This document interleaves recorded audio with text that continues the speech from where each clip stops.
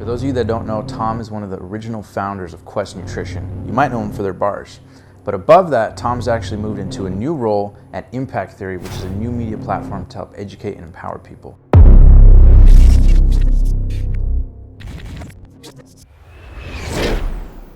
Hey guys, welcome to this episode of The Passionate Few. It's your coach, Omar here, and in today's short clip from our full-length interview, we get to hear from the co-founder of the billion-dollar Quest bar brand, or Quest Nutrition, Tom Bilyeu.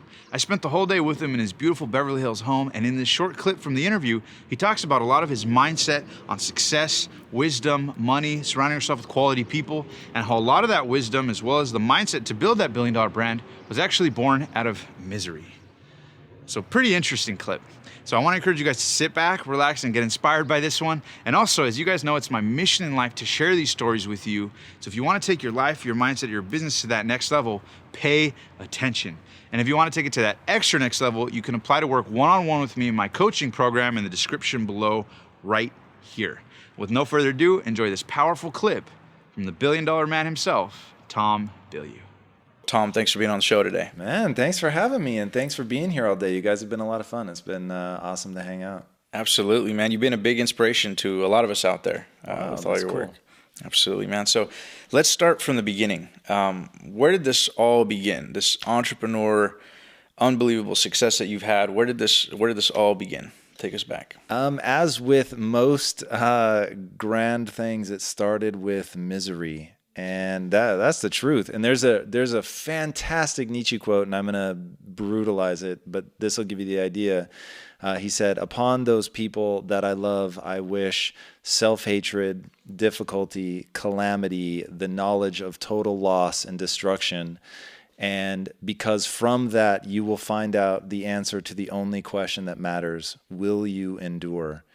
And I thought, that gives me the chills just to butcher it. When you read the real version, it's just so powerful.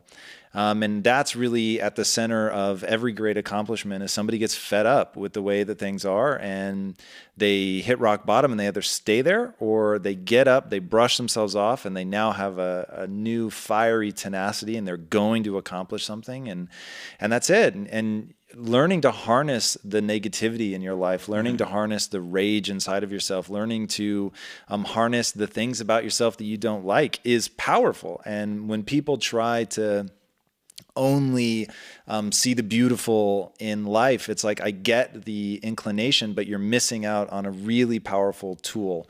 And that is anger and disappointment and betrayal and ruin and just abject failure on your part is something you can learn from and is something that you can use to drive you. So I chased money for a long time, and it seemed like the right answer at the time. And that was the beginning of my entrepreneurial path. I came to the world with my hand out, and the guys who ended up becoming my business partners, and we worked together for 14 years and founded Quest together, and just was really a beautiful relationship that lasted a very long time. They told me, you can't come to the world with your hand out. You've really got to learn to control your destiny. And that was really powerful and exactly the message I needed to hear.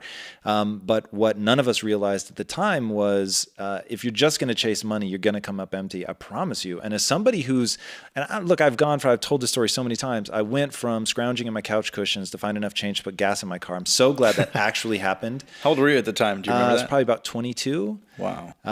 And just absolutely destitute, and at one point without a job, and another point selling insurance door to door and being very bad at it. I actually sold door to door as well before. My man, so I can relate. Yep. So I've been there, and now have created the kind of fantastic wealth that people they believe will be some sort of endpoint in their life. And I'm here to promise you that money is more powerful than you think, but not at all what you're expecting.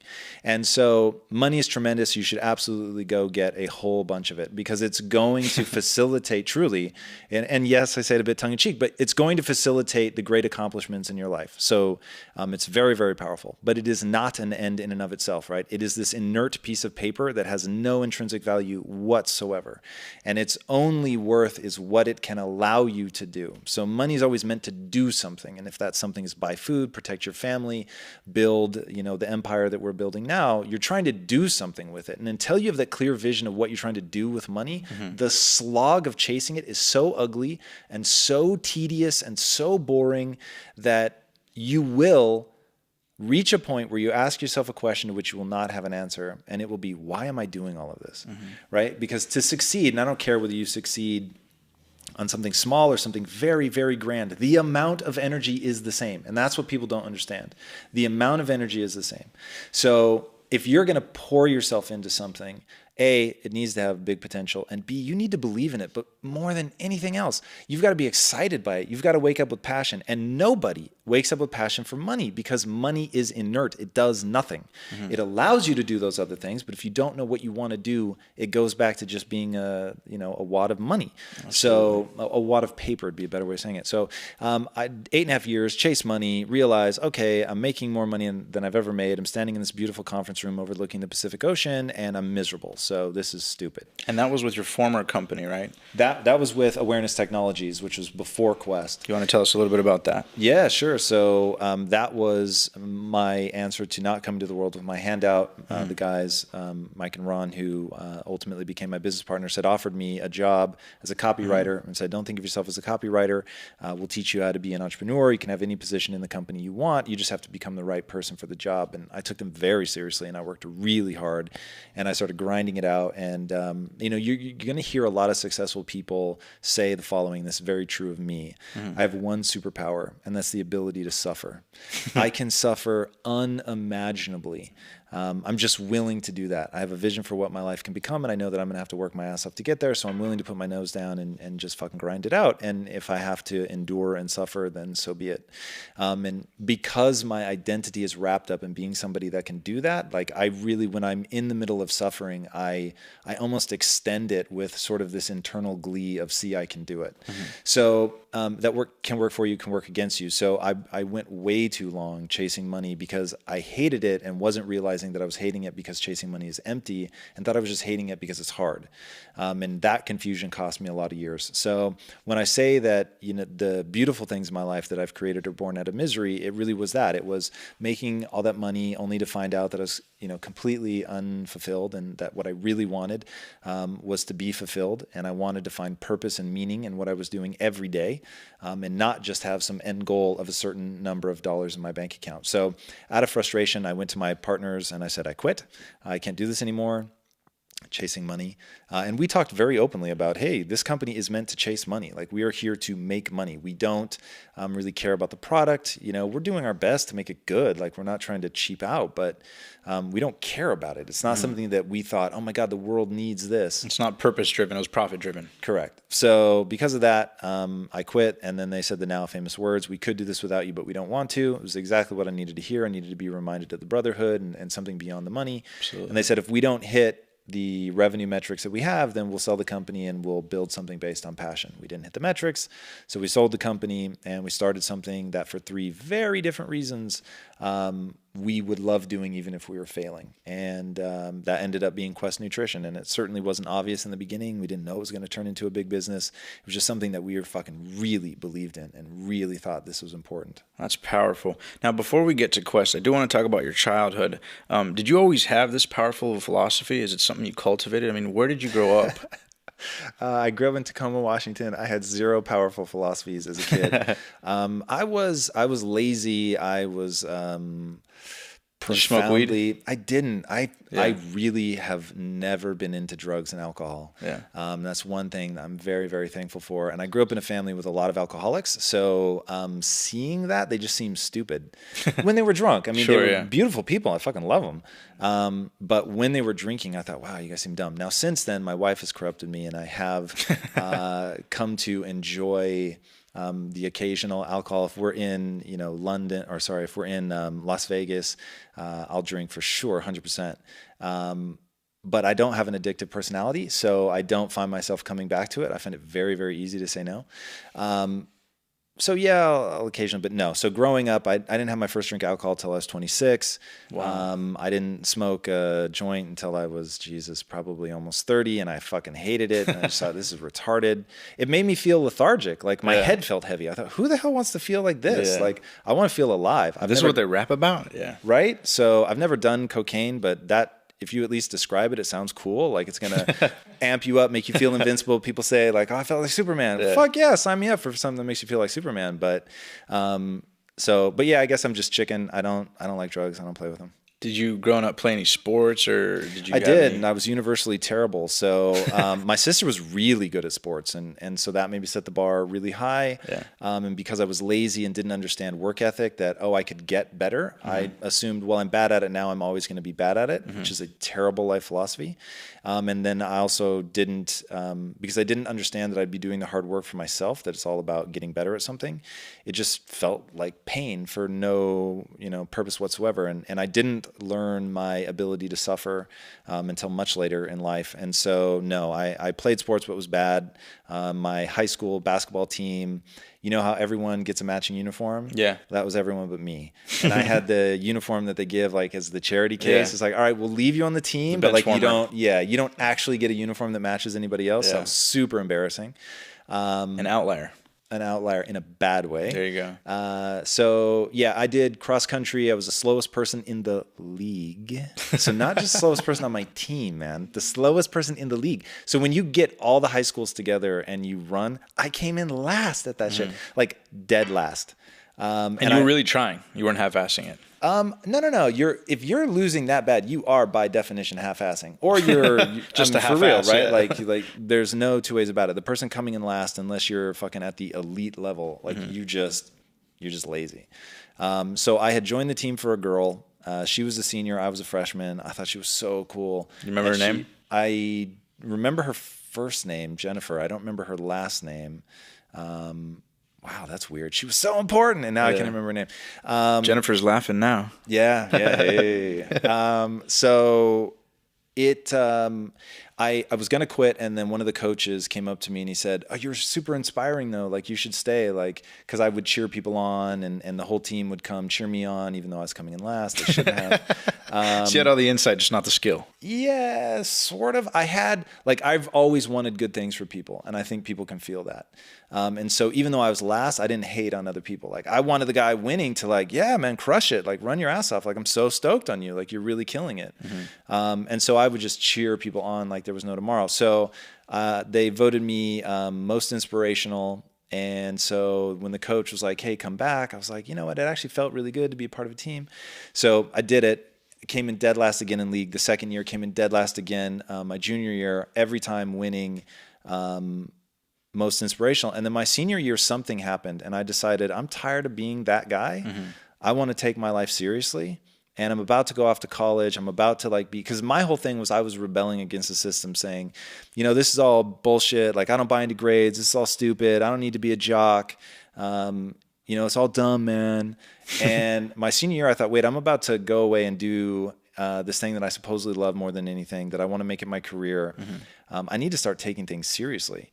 And so I buckled down, and I ended up winning most improved that year. Every race I ran, I got faster. And so you kind of channeled your internal shift, if you will, into cross country, right? Into running, would you say? Not just that, because it began to apply to everything I was touching, and then you really see it come to fruition in college, where I was just on fire. Do you remember that moment that where that shift happened? Was it a realization? Was it something you heard, a conversation? I want to tell you yes, because that'd be so dope, but I do not. I just remember finally going, am I really that fucking lazy? Like, come on. Like, you know what I mean? Yeah. Like, it was the beginning of the realization that I could get better at things if I applied myself, and to stop being afraid that I would fail if I actually tried, right? Because it's so easy to be like, well, I didn't even try, dude. So, but if you try and you fail, well, then now you got to own it. Yeah. And so it was really staring down the barrel of, I'm about to go to film school. I'm going to try to matter, right? I'm going to try to get a 3-picture deal. I'm going to try to cut into like one of the biggest industries in the world that just eats people alive. I'm about to leave my small town, go to this big city, which for me, LA was just like an unbelievably big metropolis. Everything for me was about to change. And it was super freaky, and I, panicked at one point. My mom really had to kick me in the ass and tell me to like see it through. But there was part of me that was waking up to, if you try, that's your only hope. And do you think it was the people you were surrounding yourself with? Did you get into personal development at this time? I mean, no, not at all. I I surrounded myself with some pretty dope people and some pretty retarded people. And contrast. Yeah, and it wasn't intentional. It was the two sides of my personality, the jokester and then the person who can feel that he has potential. And two of my very, very close friends at the time really mirrored that. And the one who fed into my jokester ended up going to prison. And the one who fed into my, like, hey, you can really be something.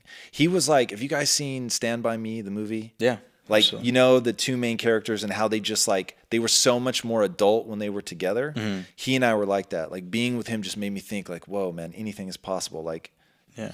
That's so interesting because I know a lot of people, and Tony talks about it too, the power of association, and many great thought leaders and achievers do is who you surround yourself with is who you become. They adhere to that philosophy.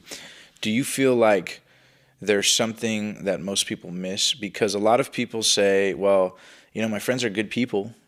They're like good people, like the jokester guy, for example. And the other inspiring guy, like they're both good people, but it's a difference in standards. It's a difference in energy. How important do you feel that distinction is for people out there listening to make, when they look at their own environments or, quote unquote friends? How important do you think that is for people listening? Yeah, I think that the only thing that matters are results. And if you aren't getting the result that you want, then you're not making the right decision. Surrounding yourself with people who act in a way that's going to lead you to the goals that you want to get to that's it. I so believe that you're the average of the 5 people you spend the most time with. How could you not be? It's like you're going to be surrounded by those ideas. You're going to feel good about yourself because they're going to praise you for things. And if they're praising you for working your ass off, for admitting a mistake, that turns you into one kind of person. If they're praising you for smoking a J or for playing an extra hour of video games or for, hammering that Mountain Dew or jumping in on some cake with them, it's like, well, then you're going to go down that path because it's rad. And we are social creatures, man. And you want to please and inspire the people that you're around. And so change your circle, it will change everything about your life. And they've done crazy studies on this. If your friends on Facebook, not even your real life friends, if your friends on Facebook are obese, you're more likely to become obese. It's nuts. So you are going to morph depending on the ideas that you surround yourself with. And that's why I'm such a voracious reader, because I spend way more time with writers than I do even with my friends, just because, the sheer amount of time I dedicate to reading. Absolutely. And, it's so true. Is I found that in my own life as well. And I think Tony puts it perfectly. He says that most people rise to the expectations of their peer group. They did a study and they found that most veterans that serve in the military, that by the time they come back, a lot of them deal with PTSD and stress and depression and all kinds of issues like that, finding that the strongest point in their life or their career was actually when they were in the service. And it's because they felt a sense of purpose, a sense of camaraderie, a sense of standards. And they come back to civilian life and it's just, they just show up. There's no standards, there's no integrity, there's no value system, there's no strength being exercised. So I think that's totally, totally true. Was that a conscious effort for you to surround yourself with better people, or did it naturally just start happening as your thoughts kind of, shifted into wanting to take control of your life? It wasn't in the beginning. In the beginning, I really was hanging around with people that made me feel good, and they fed into the king of remedial jobs phase that I was in. I wanted people that looked up to me. I wanted people that I was in my chosen craft that I was better than. I wanted people that made me feel like I'd sort of already made it. And that's just like death. Like doing that is so stupid. And if I could go back in time and challenge myself and put me around people that like blew me away, but people who are better than me really made me feel insecure. And that insecurity really did eat at my ability to perform. So it's actually pretty interesting because you do have to find that balance. I don't think people should try to silence the negative voice in their head, but I also don't think they should succumb to it. I think you should listen to the negativity because it will call out shit that's real, right? You're not working hard enough. You're not good at this. Yeah, you're absolutely right. But if I let that affect how I feel about myself, now it becomes self-destructive.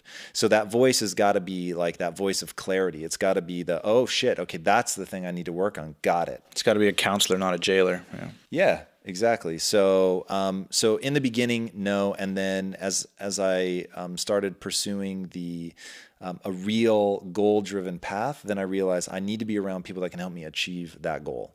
And the good news is, it's not like, oh, I'm hanging out with these people that can help me achieve my goal, and I don't like them, and they're jerks. It's like you find beautiful, amazing people that can help you with that. It's not like you're choosing between good people that won't help you on your path and bad people that will. It's like you find the most amazing, beautiful, uplifting, inspiring human beings that make you feel like a better version of yourself, and you feel like better about yourself and life just being around them. And by the way, they think in this positive way that's like moving you towards your goals, and it's rad.